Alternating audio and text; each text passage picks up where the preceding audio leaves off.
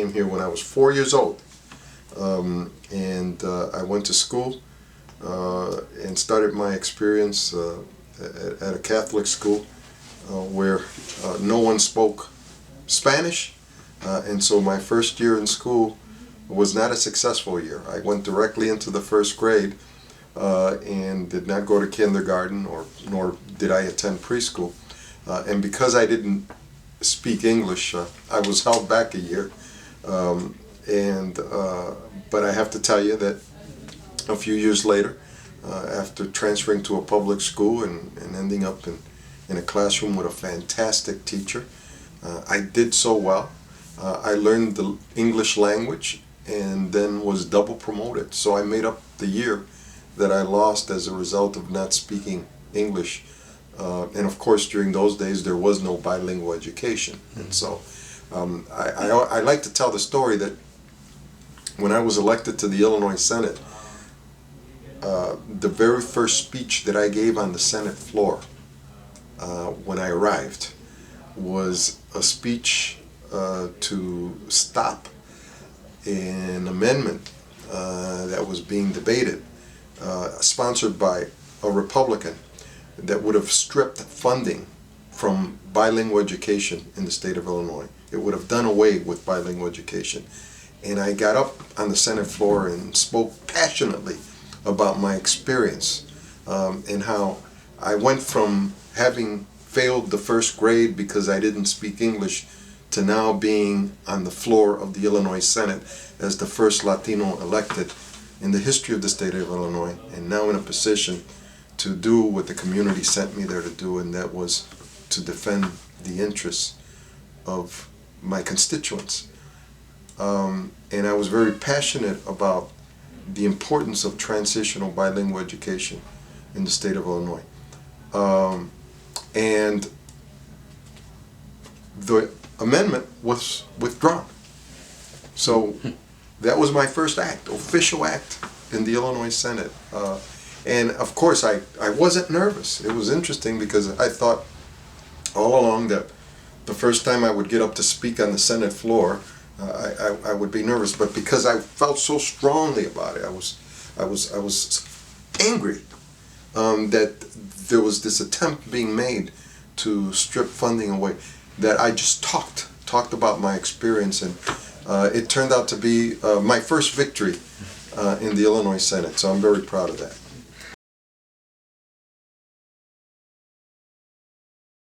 I started my professional life here in the city of Chicago. Have worked in various agencies. Became the first Latino state senator elected in 1987. Started my term that year and served in the Illinois Senate for 20 years, and then became the Chicago City Clerk in 2006, at the end of 2006, and was subsequently elected after having been appointed to fill a vacancy to the office in 2007. And so by the time that I become mayor of the city of Chicago, I will have completed one full term in the city clerk's office. So I have a total of 24 years as an elected official in the city of Chicago. During that period, I rose up through the ranks in the Illinois Senate, chaired various committees, was the chair of the Consumer Protection Committee, chair of the Senate Education Committee, chair and vice chair of the Senate Higher Education Committee. I co-chaired various committees, including a committee on school funding reform, and I also became an assistant majority leader, the first Latino in Illinois to become an assistant majority leader in the Illinois Senate. I also was elected to a 4-year term to the State Democratic Central Committee, where I represented the 4th Congressional District, and most recently was elected delegate to the Democratic National Convention, representing the Barack Obama campaign. And so I've been elected several times. As it stands right now, I am the only mayoral candidate who has been elected citywide in the city of Chicago. And so that distinguishes me from the other candidates. So I have a long history of service, public service, extensive experience in the legislative arena at the state level and at the local level. And in addition to that, prior to beginning my legislative career, I served as executive director of Association House, Community Services Agency, Human Services Agency, and worked for the Union League Foundation for Boys and Girls Clubs for 9 years. Did some work for the Center for Neighborhood Technology, and a short time as a student, and then as staff at the Pilsen Little Village Community Mental Health Center. So I, again, extensive experience working with the community, both as a legislator and before that as a staff person and executive director and administrator. Well, I was the first Latino city clerk. Oh. In the city of Chicago. And so I was the first Latino assistant majority leader. I was the first Latino state senator. I was the first Latino male on the Democratic State Central Committee elected to that committee. And you're the first one to declare your... I was the first one to declare my candidacy for mayor after the mayor made his announcement. I was the first one to open up a campaign office. I was the first one with a Facebook page. I was the first one with a website. I tied for first for starting my petition drive. I was the first to release my income tax forms for the last 3 years. I continue to be the first in many areas, and that's because we work hard. We want to be number one.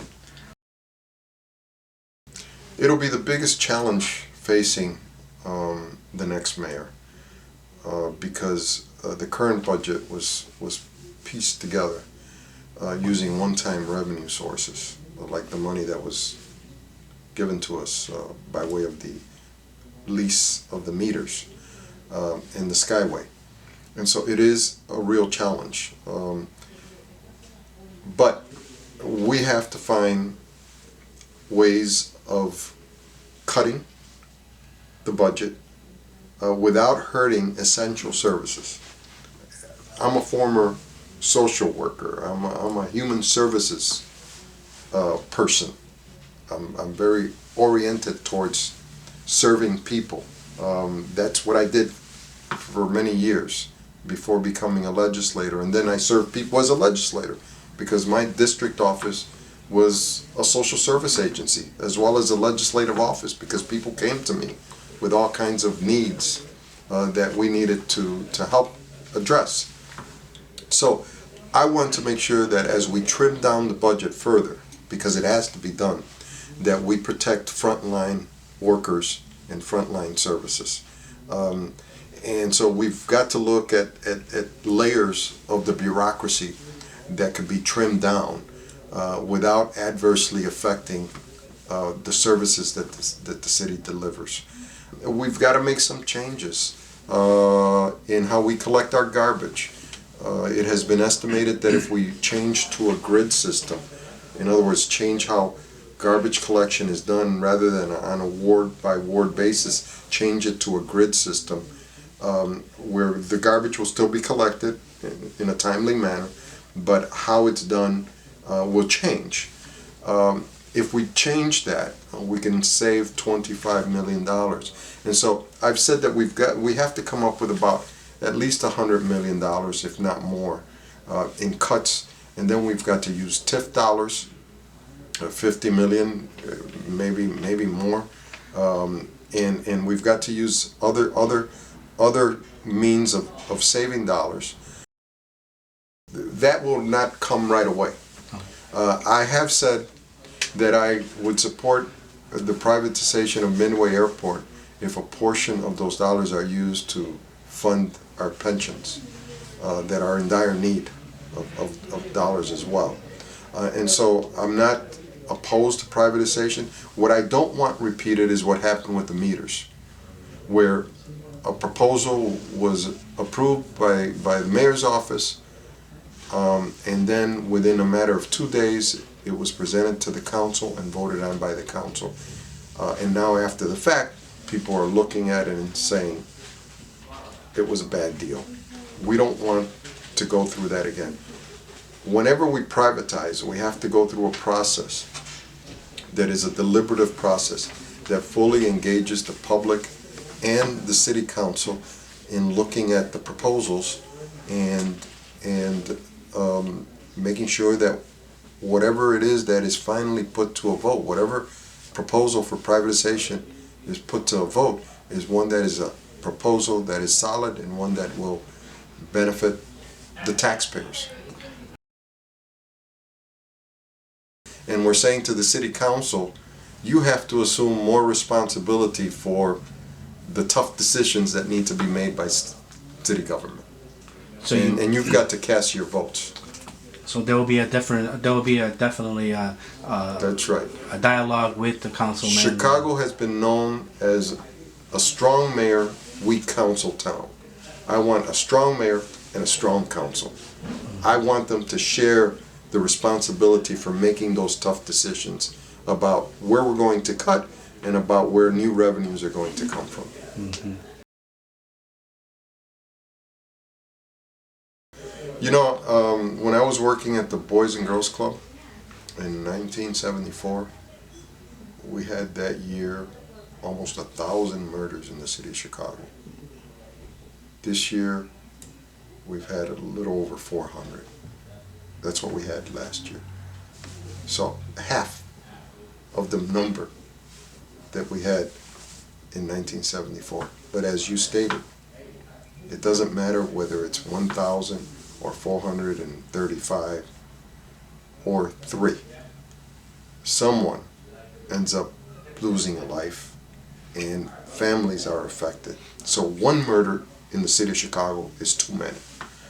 And we must not rest until we dramatically reduce the number of violent crimes in the city of Chicago. And statistics all show that crimes, property crimes, other kinds of crimes, violent crimes are down in the city of Chicago.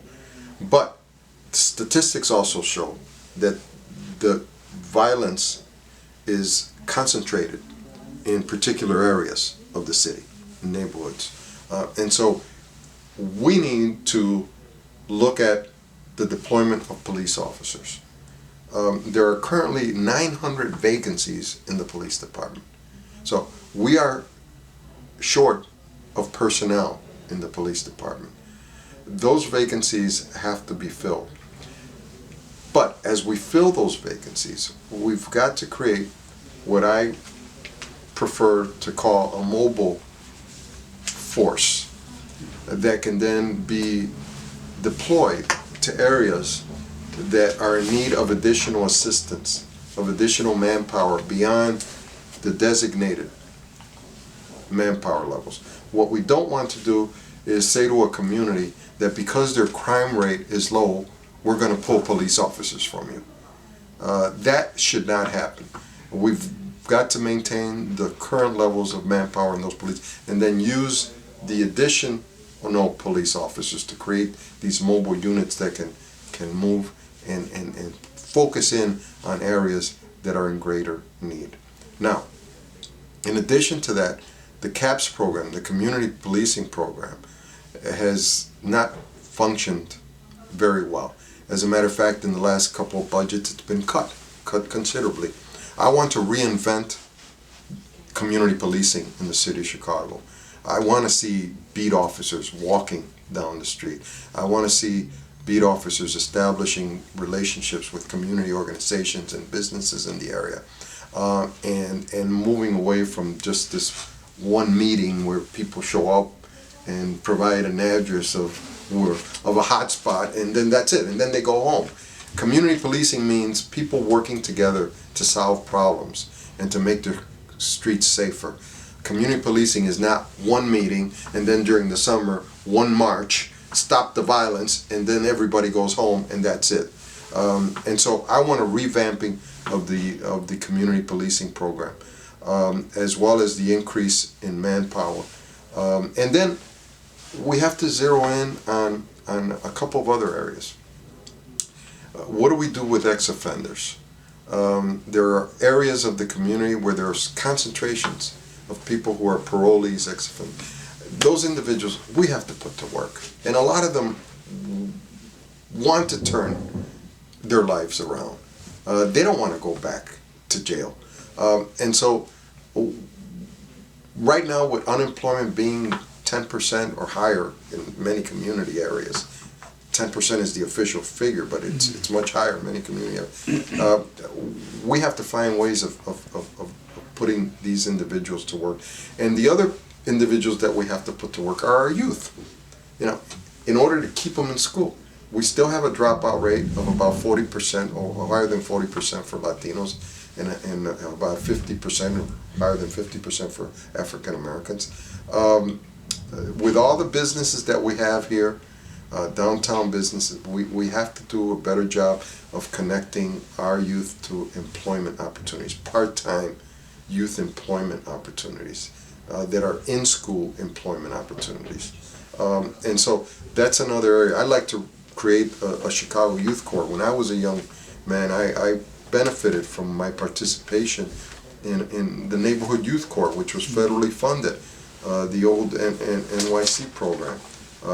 We need something similar here in the city of Chicago, and I intend to challenge the private sector to do much more than what it's done in the past in terms of creating job opportunity, not just during the summer for 6 weeks, but throughout the entire year. And so if we improve the climate for our youth, and we provide the kinds of alternatives that will pull them away from the gang activities and other kinds of activities and the drug sales that sometimes become their job, because it's a means of providing support for mom who's paying rent with the drug proceeds, and sometimes the parent looks the other way because they need the money. You know, it's part of the underground economy in the city of Chicago. That is what we have to penetrate that, and we have to cut into that, and we have to provide more options for our young people. And so those are all the kinds of things that I think will have a dramatic effect on the levels of crime in our neighborhoods. No, we're not going to have the money to run lots of fancy 30-second ads. I'm not the mayor's former chief of staff who has taken that position and turned it into a money-making machine afterwards for himself. I'm not the mayor's former fundraiser who then went to D.C. and then was able to take that position and turn it into a big money maker after having worked with the president. I'm not in those categories. I'm a neighborhood guy who feels strongly about the city of Chicago. I love this city, and I feel that I can offer a lot of leadership that comes with a tremendous amount of energy and passion to address these seemingly intractable problems in the community. And so I am running an issues-based campaign. I'm talking about the things that I think people are concerned about, and I'm doing it through a grassroots kind of movement. But when I win, I will not be beholden to the big money interests. My agenda will not be a big business agenda. My opponents have a big business agenda, even though they won't acknowledge it. And the reason I say they have a big business agenda is because that's where their money's coming from for their campaigns. They have multi-million-dollar campaigns operating as we speak.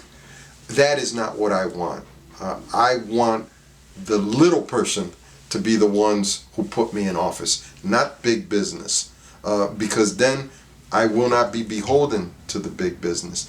I want business involvement, but don't want business to determine the agenda.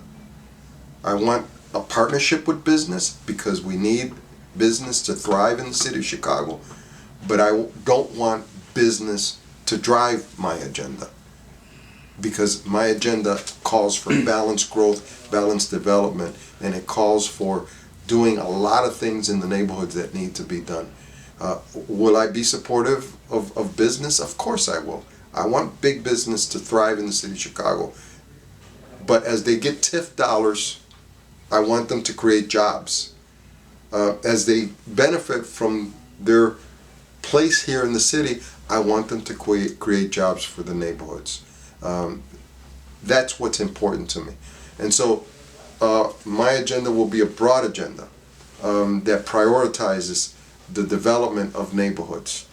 And so that will be very different, and that is very different from what we can expect from other candidates. Well, to me, education is my number one goal. And what I want said after my first term as mayor is that we took neighborhood underperforming schools and we converted them into high-performing schools. And that while we continued to support selective enrollment schools, magnet schools, and charter schools, we focused on neighborhood schools and we provided the necessary resources in order to improve them. To me, that's the top priority, and that's what I want to be remembered for. If I serve one term and only one term, that's what I want to be remembered for. Thank you very much, Clerk Del Valle. Thank you.